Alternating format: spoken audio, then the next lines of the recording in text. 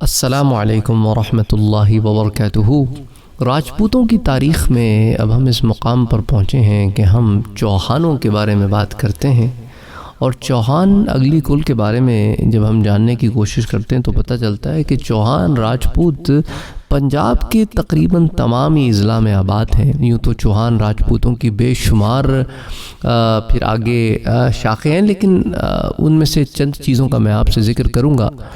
دیکھیے، سب سے زیادہ چوہان جو ہمیں ملتے ہیں وہ ضلع گجرانوالہ میں بہت سارے آباد ہیں، اور پھر یہ ادھر آ جائیں نا آپ، یہ سرگوتا، شاہپور وغیرہ کے علاقے میں، پھر یہ پنڈی کے ضلع میں بھی کافی آباد ہیں، پھر لاہور، جہلم، گجرات، ملتان، مظفر گڑھ، بھاولپور، ان میں بھی آپ کو کئی خاندان ایسے ملیں گے جو چوہان ہیں۔ اچھا، پھر جھنگ اور چکوال میں بھی بعض خاندانوں کا ہمیں پتہ چلتا ہے، بلکہ بعض لوگ کو کہتے ہیں بہت سارے خاندان جھنگ اور چکوال میں بھی آباد ہیں۔ یہ جو لفظ چوہان ہے نا، اس کے پیچھے بھی بڑا ایک انٹرسٹنگ سٹوری ہے کہ کہتے ہیں کہ مورخین کہتے ہیں کہ پرانے زمانے میں ہندوؤں کے مقدس برہمن کوہ آبو پر راجپوتانہ میں یہ عبادت کیا کرتے تھے۔ اس علاقے کے جو مقامی باشندے تھے یہ ان برہمنوں کو بہت تنگ کرتے تھے، ان کی عبادت کے مشاغل میں اور خلل بھی ڈالتے تھے، پھر ان کی عبادت گاہوں کو گندہ بھی کر دیتے تھے۔ تو برہمن جو ہے نا ان لوگوں سے تنگ آ گئے تھے، تنگ آ کر ایک اگنی کنڈ تیار کر کے مہادیو سے دعا کی کہ وہ انہیں ان لوگوں کے ظلم اور ان کے شر سے نجات دلائے۔ تو چنانچہ یہ کہانی ہے، تاریخی کہانی ہے، تو کہانی میں یہی ہے کہ وہ کہتے ہیں کہ چنانچہ مہادیو نے ان کی دعا قبول کی اور آگ میں سے اس نے 4 جوان پیدا کی۔ آف کورس وی آل نو کہ اٹس اے اسٹوری، اس کا ریالٹی سے کوئی تعلق نہیں ہے، ایک بنائی ہوئی، آپ کو پتہ ہے نا کتنی کہانیاں بنی ہوئی ہیں، لیکن وہ چونکہ وہ کہانی ہے اس لیے میں آپ سے ذکر کر رہا ہوں کہ اس کے پیچھے لوگ ہسٹورینز، ریلیجس ہسٹورینز جو ہے وہ کیا کہانی بیان کرتے ہیں۔ وہ کہتے ہیں جی 4 جوان آگ سے پیدا ہوئے ہیں، وی آل نو کہ آگ سے تو کوئی پیدا نہیں ہوتا۔ بہرحال وہ کہتے ہیں جی ایک کا نام سولنگی تھا، اور دوسرے کا پرمار تھا، اور ایک کا جو ہے وہ پریہار تھا، اور ایک کا جو ہے وہ چوہان تھا، یا کہتے ہیں چوہمان تھا، یا چوہاما تھا، اس طرح کے نام آتے ہیں۔ بہرحال یہ 4 نوجوان وہ کہتے ہیں آگ سے ایک کے بعد دوسرے نمودار ہوئے، اور یہ ہندوؤں کی باتیں ہیں، ہم تو اس پہ بلیو نہیں کرتے۔ تو بہرحال وہ کہتے ہیں کہ وہ آگ میں سے نکلے اور اس شان سے نکلے کہ انہیں دیکھ کر یہ برہمن جو ہے وہ عش کر پکار اٹھے، اور یہ جو ہے شہزور پہلوانوں کی طرح یہ اکڑتا، دندناتا اور ڈنڈر پیلتا ہوا یہ آگ میں سے نمودار ہوا۔ اس نوجوان کے چونکہ 4 ہاتھ تھے، اس بنا پر اسے چوہاما یا چاہمان کا نام دیا گیا۔ بعد میں یہی نام غلط استعمال کی وجہ سے چوہان ہو گیا۔ تو بہرحال آپ جانتے ہیں کہ اس طرح کی کہانیوں میں سچائی تو نہیں ہو سکتی، یہ پے در پہ سینہ بسینہ چلتی رہتی ہیں، پھر اس کو ریلیجس بیکنگ بھی مل جاتی ہے، تو پھر لوگ سمجھتے ہیں کہ ہاں شاید ایسی ہوا ہوگا۔ اینی وے وہ کہانی میں پھر یہ بھی آتا ہے کہ آگ سے پیدا ہونے والے چوہان نامی شہزور نوجوان کی اولادوں نے آگے چل کر پھر چوہان راجپوت قبیلے کی صورت اختیار کر لی۔ تو اب کوئی وجہ ہوگی پیچھے، انہوں نے یہ کہانی اس میں ڈال دی۔ بہرحال دلی ہو، اجمیر ہو، اس پر پھر چوہان کی جو قوم تھی ان لوگوں نے بڑا لمبا عرصہ حکومت کی ہے۔ ان کا آخری حکمران جو ہے نا وہ تھا، مشہور راجہ تھا پرتھوی راج، نام بھی سنا ہوگا آپ نے، جسے پھر شہاب الدین غوری نے شکست دی تھی۔ اور بہرحال دلی میں شہاب الدین غوری کے ہاتھوں شکست کھانے کے بعد چوہان خاندان کے لوگ پھر وہاں سے کئی علاقوں کی طرف نقل مکانی کر گئے۔ زیادہ تر چوہانوں نے دریائے جمنا کو پار کیا اور سنبل، مراد آباد وغیرہ کے علاقوں میں آباد ہو گئے اس علاقے میں۔ اچھا، ساتھ یہ بھی بتاتا چلوں کہ بہلول لودھی کے دور میں چوہانوں کے مشترکہ سردار کا نام رانا ہری رائے یا رانا ہر رائے تھا، یہ 2 نام آتے ہیں کتابوں میں۔ چوہان راجپوت دوسرے تمام راجپوتوں سے اپنے آپ کو افضل اور برتر بتاتے ہیں۔ ان کے ماضی کی تاریخ اور قومی روایات بھی بہت شاندار ہے۔ تو اس خاندان کے شاندار ماضی سے متاثر ہو کر پنجاب کی کئی دیگر اقوام نے بھی اپنے آپ کو چوہان کہلوانا شروع کر دیا۔ اب آپ کو پتہ ہے کہ بعض دفعہ ایسے ہو جاتا تھا پرانے زمانے میں کہ امپریس ہو کر بعض خاندانوں کے اثر و رسوخ سے لوگ اپنے آپ کو ان میں شامل کر لیتے تھے۔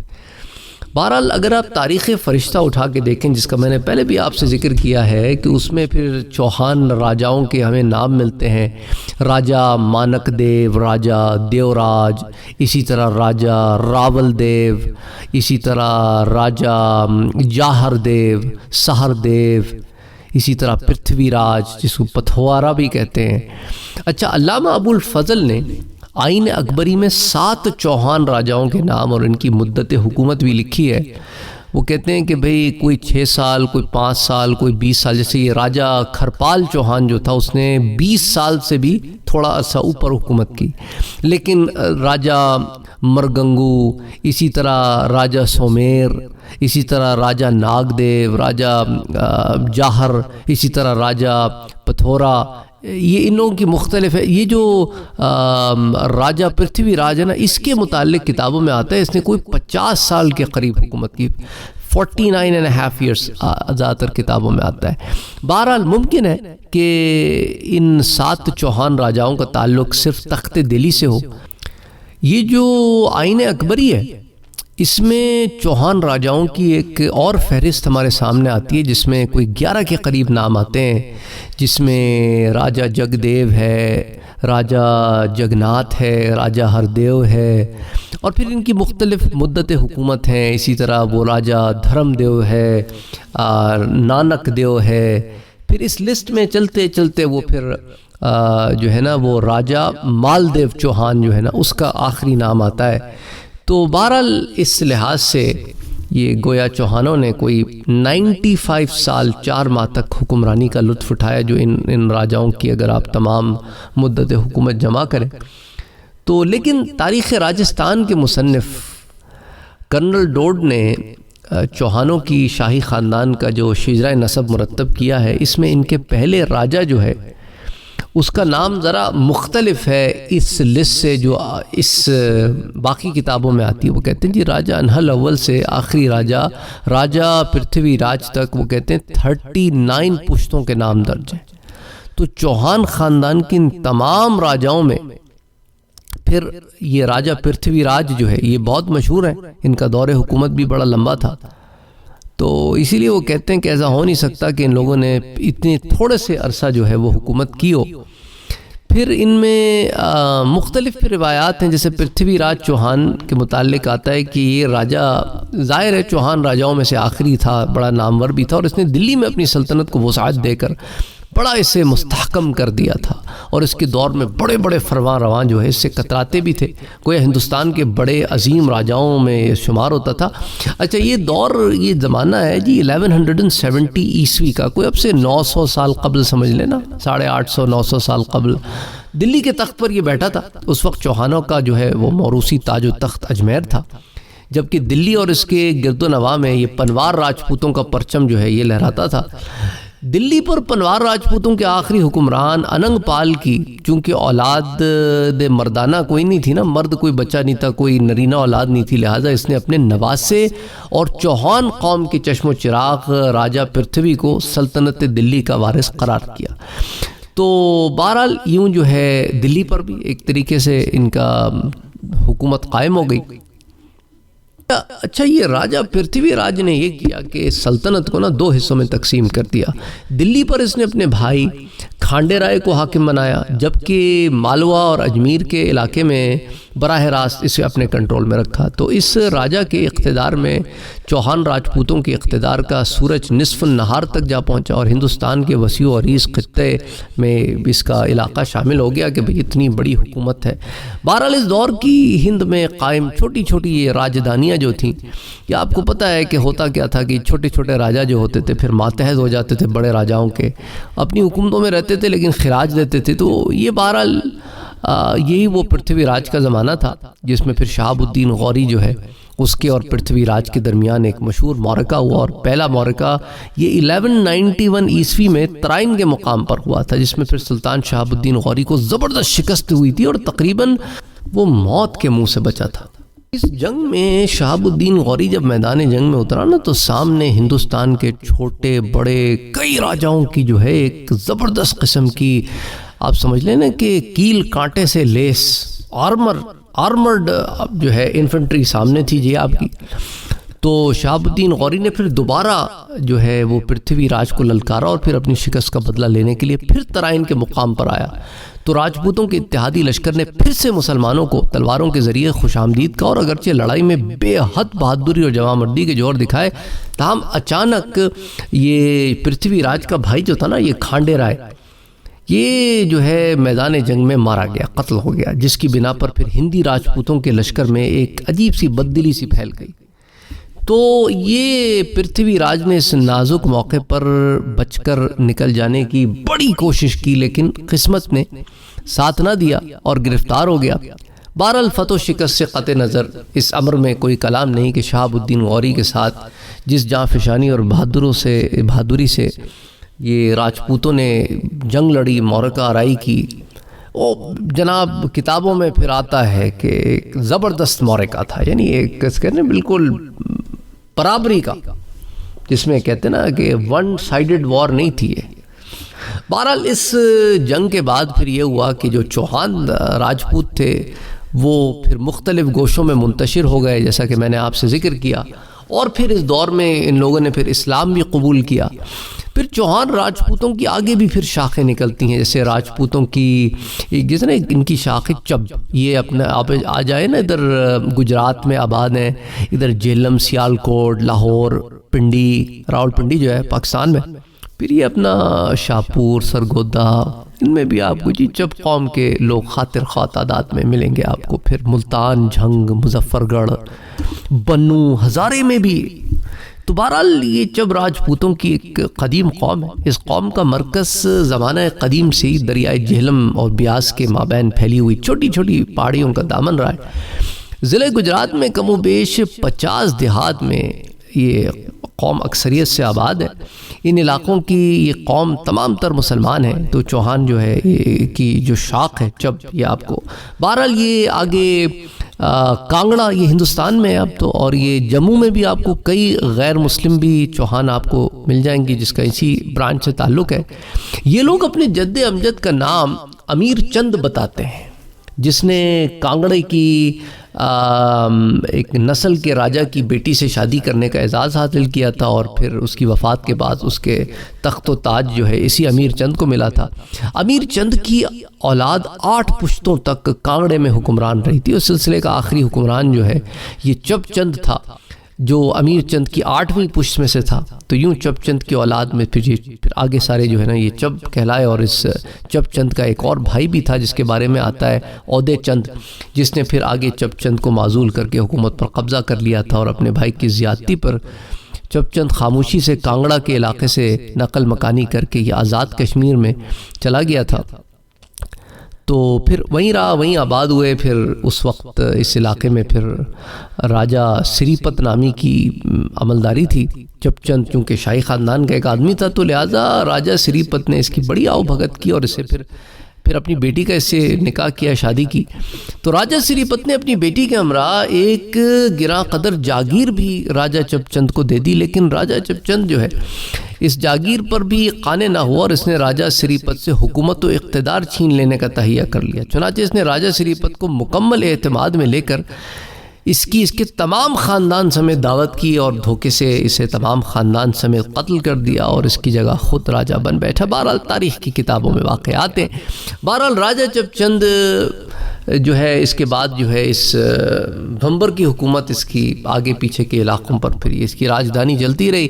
جب مغل بادشاہ بابر کا زمانہ آیا، اس نے ہند پر حملہ کیا، تو اس وقت جو ہے اس علاقے کی حکومت جو ہے اسی کی نسلوں میں تھی۔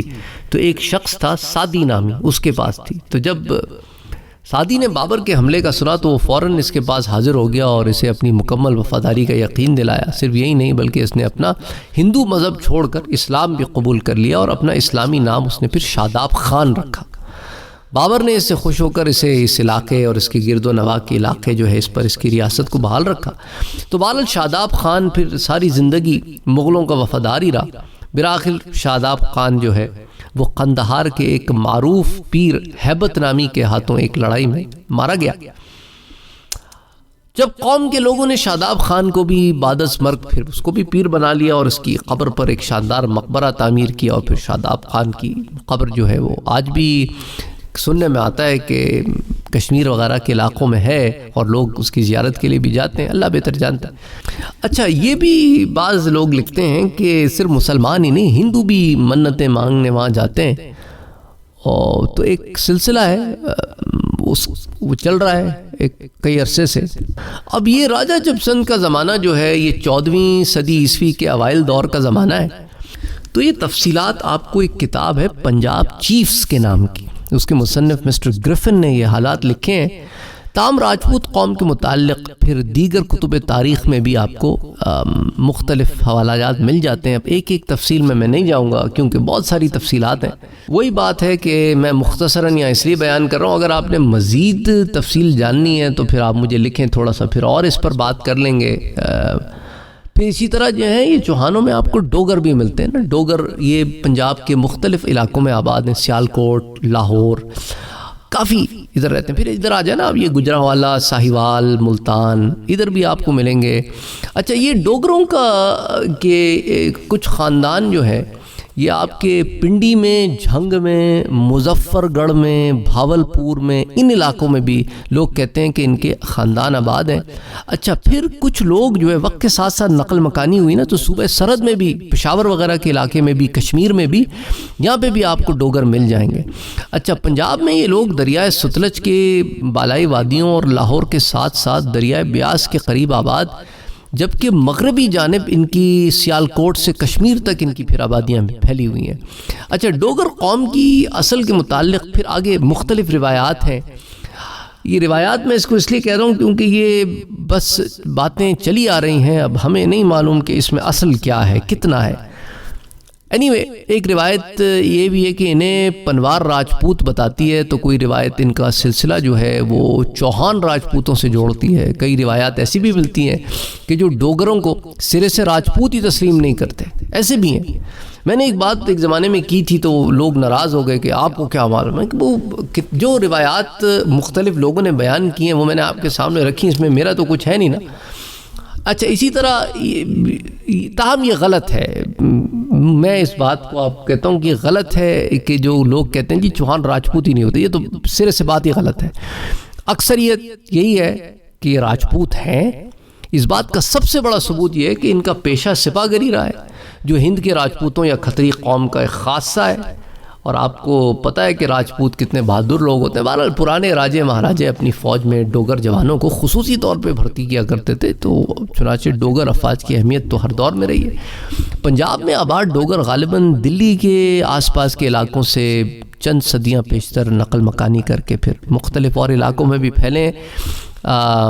سب سے پہلے یہ لوگ پاک پتن شریف کے علاقے میں آباد ہوئے تھے۔ ممکن ہے وہ دور پھر بابا فرید گنج شکر کا ہو کہ ان کی وجہ سے پھر یہ اسلام میں داخل ہوئے تو پھر وہیں آباد ہوئے۔ تو پاک پتن کے نواح میں آباد ہونے کے بعد یہ لوگ پھر دریائے ستلج کے ساتھ ساتھ آباد ہوتے گئے۔ پھر یہ فیروز پور، یہ ہمارے یہ آپ کے ہندوستان میں جو ہے، یہ جو پہلے تو یہ جب 1947 کی پارٹیشن ہوئی تھی تو Firozpur was not part of India, but anyway اس کی ایک الگ ہسٹری ہے۔ تو فیروز پور کے بھی میں بھی آپ کو ڈوگر مل جائیں گے، ان کے متعلق بھی کچھ روایات آتی ہیں کہ وہ بہلول کے دادا ماہو نامی کی اولاد ہیں، ماہو کی اولاد ہیں۔ پھر آگے بہلول جو ہے وہ کہتے ہیں جی وہ ڈوگروں کا جد امجد ہے۔ پھر اس کے آگے 3 بیٹے تھے، بمبو ہے، لنگڑ ہے، سمو ہے۔ پھر ادھر آ جائیں آپ فیروز پور کے ڈوگر، اور پھر ان کی آگے شاخیں نکلتی ہیں۔ بہرحال اس میں پھر اور تفصیلات ہیں۔ اگین آپ نے مزید تفصیلات جاننی ہے تو پھر میں اس میں نٹی گریٹی ڈیٹیلز میں جاؤں گا، ابھی بالکل باریکیوں میں نہیں جا رہا میں۔ یہ کشمیر کے علاقے میں بھی ڈوگر آپ کو کافی ملتے ہیں، پنجاب کے پھر علاقے کے ساتھ ساتھ یہ جموں کشمیر ادھر بھی آپ کو ملے۔ اچھا، یہ مسلمان اور غیر مسلم دونوں مل جائیں گے آپ کو۔ اور قومیت کے اعتبار سے جموں کشمیر کے ڈوگروں کی 2 بڑی شاخیں ہیں۔ تو پہلی شاخ تو جیکاریہ راجپوت کہلاتی ہے۔ یہ وہ ڈوگر راجپوت ہیں جی جو کاشتکاری کو جو ہے نا توہین سمجھتے ہیں، یہ ہل کو ہاتھ بھی نہیں لگاتے۔ اور دوسری شاخ یہ سلامیہ ڈوگر راجپوتوں کی ہے جو عموماً کاشتکاری سے وابستہ ہیں۔ تو ان دونوں کا اگرچہ حسب و نسب تو ایک ہی ہے، تاہم جیکاریہ راجپوت اپنے آپ کو سلامیہ راجپوتوں سے بہتر تصور کرتے ہیں۔ زمانہ ماضی میں کشمیر کے ڈوگر راجپوتوں میں عجیب سی کچھ قبیح رسوم بھی تھیں، اس میں نہیں جاتے، بہرحال اس کی پھر اور کچھ تفصیلات ہیں۔ اچھا یہ آ جاتے ہیں، یہ میاں راجپوتوں پر بھی ذرا بات کر لیتے ہیں۔ تو یہ میاں راجپوت کشمیر کے علاوہ یہ پنجاب میں بھی ہیں۔ آپ نے بھی سنا ہوگا کافی پنجاب وغیرہ کے کشمیر کے علاقوں میں میاں لوگ لاسٹ نیم رکھتے ہیں یا میاں راجپوت کہلاتے ہیں۔ بہرحال خصوصاً لاہور میں نا ان کے بے شمار خاندان آباد ہیں جو سماجی لحاظ سے بھی بڑے نمایاں ہیں۔ تاریخی روایات جو ہے نا وہ ٹھاکر راجپوتوں اور میاں راجپوتوں کی اصل ایک ہی بتاتی ہے، اور انہیں پھر ڈوگرا راجپوتوں کی شاخ پھر آگے بتاتے ہیں۔ کہا جاتا ہے اگین تاریخی بات ہے کہ 1846 سے قبل یہ ڈوگرا کہلواتے تھے، لیکن جو کشمیر کا مہاراجا تھا نا گلاب سنگھ، تو اس نے انہیں کشمیر میں آباد کرنا شروع کیا۔ تو کشمیر میں پھر اس کے بعد جو ہے نا ڈوگروں کی کئی خاندانوں کو جاگیریں بخشیں۔ ان چھوٹی چھوٹی جاگیروں کے جو ڈوگرا عامل مقرر کیے گئے، انہوں نے پھر بعد ازاں ان کے جانشینوں نے پھر سرکاری کاغذات میں اپنے آپ کو میاں لکھوانا شروع کر دیا تھا۔ اینی ایک اس کی ایک تاریخی پہلو ہے۔ پھر کشمیر کی 1891 کی جو مردم شماری کی گئی تو ڈوگروں کو پھر میاں لکھا گیا، تو پھر یہ اس طرح آگے یوں معاملہ چلتا رہا۔ اچھا پھر یہ ٹھاکر راجپوت بھی ہوتے ہیں، جو ٹھاکر راجپوت بھی نا یہ میاں راجپوتوں کی طرح کہا جاتا ہے، ڈوگروں کی شاخ سمجھی جاتی ہے، اور ڈوگروں کے پھر متعلق آگے آتا ہے کہ ان کے پھر اس طرح جموال ہوتے ہیں۔ چوہان، ڈوگرا، منہاس اور جموال یہ تمام راجپوت قبائل آپس میں جڑے ہوئے ہیں۔ ان کا نسبی تعلق رام چندر جی کے بیٹے کشن سے، تاریخ میں یہی آتا ہے۔ بہرحال جموال خاندان کی اصل کے متعلق بیان کیا جاتا ہے کہ زمانہ قدیم میں چوہان اجودھیا کے حکمران تھے، اور راجہ اجودھیا کا ایک بھائی جس کا نام اگنی برن بتایا جاتا ہے، راج پاٹ اور شاہی آسائشیں ترک کر کے جوگی بن گیا، اور اس نے اپنے نام بھی اگنی رکھ لیا تھا۔ یہ اگنی پھر کئی علاقوں کا سفر کرتا رہا، اور کانگڑا سے ہوتا ہوا جموں کے علاقے کھٹوا تک آ گیا تھا۔ پھر یہاں آ کر اس نے محسوس کیا کہ اس علاقے میں کوئی مستحکم حکومت نہیں ہے اور عجیب دور دورہ ہے، تو یہ دیکھ کر اسے پھر سے بادشاہت کا شوق ہوا، تو اس نے یہاں کے چند دیہاتیوں پر قبضہ کر کے پھر ایک چھوٹی سی ایک نئی ریاست بنا لی۔ پھر یہاں سے اس کی حکومت کا معاملہ چلا، اس پر بھی پھر اگین تاریخ ہے۔ if you want me to talk more about it I will talk، لیکن پھر اگین میں زیادہ سے زیادہ جو ہے انفارمیشن یہاں کور کرنا چاہ رہا ہوں۔ پھر منہاس راجپوتوں کا بھی ایک بتایا جاتا ہے، ایک بڑی عظیم شاخ کا نام ہے۔ یہ قوم پنجاب کے کم و بیش سارے کئی ضلعوں میں آباد ہے نا۔ منہاس سب سے زیادہ یہ آپ کے جہلم میں، اور پھر آس پاس کے اور علاقوں میں، پنڈی میں بھی ملیں گے آپ کو، سیالکوٹ میں بھی، لاہور آج کل تو بھائی دیکھیں لاہور، گجرانوالا، گجرات، شیخوپورہ، سرگوتا، شاہپور، ملتان، مظفر گڑھ، پھر آگے یہ ڈیرہ اسماعیل خان، بنو، یہ آگے تک ہزارے تک بھی آپ کو مل جائیں گے۔ ان کا تعلق چونکہ راجپوتوں کی اگنی کل شاخ چوہان سے ہے، لہٰذا ان کی ماضی کا بھی وہی تاریخ ہے جو چوہان راجپوتوں کی ہے، کوئی زیادہ تو وہ نہیں ہے۔ تو اینی وے پھر اس کے اندر پھر آگے بہت ساری اور باتیں آتی ہیں۔ اگین میں بیسک آپ کو چیزیں بتا رہا ہوں، پھر اس کے اندر ان میں پھر اور بھی نا منہاس میں اور بھی آگے معاملے چلتے ہیں، پھر ایک ایک پہ میں نہیں جاتا ابھی۔ پھر اسی طرح جرال ان کا قوم بھی، پھر ان کا تعلق بھی پھر آگے اگنی کل راجپوت خاندان سے، اور پھر یہ قوم جو ہے آپ کو یہ کشمیر میں یہ کہتے ہیں کہ صدیوں تک آزاد و خود مختار حکمران رہی ہے۔ پھر اس کے بعد ان کے جو جد امجد تھے ان کا نام تھا راجہ جیسر راؤ، یہ بتایا جاتا ہے۔ تو گویا راجہ جیسر راؤ سے جرال کا لفظ ماخوذ ہے۔ راجہ جیسر راؤ کے متعلق پھر روایات ہیں کہ وہ راجہ نکھا کی اولادوں میں سے ہے، پھر آگے اس کی تفصیلات آتی ہیں کہ کیسے ہوا۔ پھر یہ آپ کا سلیریا، یہ پنجاب میں راجپوتوں کا اصل مرکز سیالکوٹ کا جو علاقہ ہے نا، ادھر سے ان کا مرکز تھا۔ پھر سیالکوٹ میں پھر آگے ان کی آگے گھڑیاں گاؤں آباد رہے، اور پھر آگے ان کا بھی معاملہ چلتا رہا۔ پھر اسی طرح یہ کھچی قوم کی اکثریت ملتان اور ساہیوال کے درمیانی علاقوں میں آپ کو جھنگ، لاہور میں بھی، بھاولپور، اسی طرح گجرانوالا، شاہپور، کئی علاقوں میں پھر یہ آگے اگین ڈیرہ اسماعیل خان، ڈیرہ غازی خان، ادھر بھی آپ کو مل جائیں گے آج کل کے زمانوں میں۔ پھر یہ گوندل قوم جو ہے یہ پنجاب کے تقریباً تمام اضلاع میں آباد ہے، یہ بھی ان کا تعلق بھی ادھر آگے انڈیا کے علاقوں میں بھی، یہ کانگڑا میں اور یہ ہوشیار پور وغیرہ میں بھی، جہاں پاکستان میں زیادہ تر ہے، جہلم، گجرانوالا، جھنگ، پھر یہ پنڈی، لاہور، ملتان، ساہیوال، مظفر گڑھ، آگے پھر سلسلہ چلتا رہتا ہے. پھر یہ اپنے پٹھیال، پھر ناگری بھی ایک ہوتے ہیں. ناگری یہ بھی سیالکوٹ ہی کے علاقے میں زیادہ تر ملتے ہیں، but again you gonna find them other places. پھر پٹھیال یہ انڈیا میں کانگڑا، جالندھر اور ہوشیار پور کے علاقوں میں آباد ہے. کچھ لوگ کہتے ہیں پنڈی میں بھی آپ کو پٹھیال مل جاتے ہیں. اب تو خیر ہو سکتا ہے پارٹیشن کے بعد ادھر بھی کافی ہوں، ادھر بھی کافی ہوں. پھر بہروال ہیں، یہ گجرات وغیرہ کے علاقے میں بہت ملتے ہیں. پھر یہ آپ کا جھینڈر ہے، چیچی ہیں، ڈھینڈا ہیں. اسی طرح یہ ساہو چوہان ہیں. بہت ساری آگے برانچز ہیں، ہم ایک ایک برانچز میں تو میں نہیں جاؤں گا. چلیں انشاءاللہ تعالیٰ آپ میں سے کسی نے چوہان کے بارے میں کہا تھا تو I'll gonna talk about it a little bit more next time if you are interested.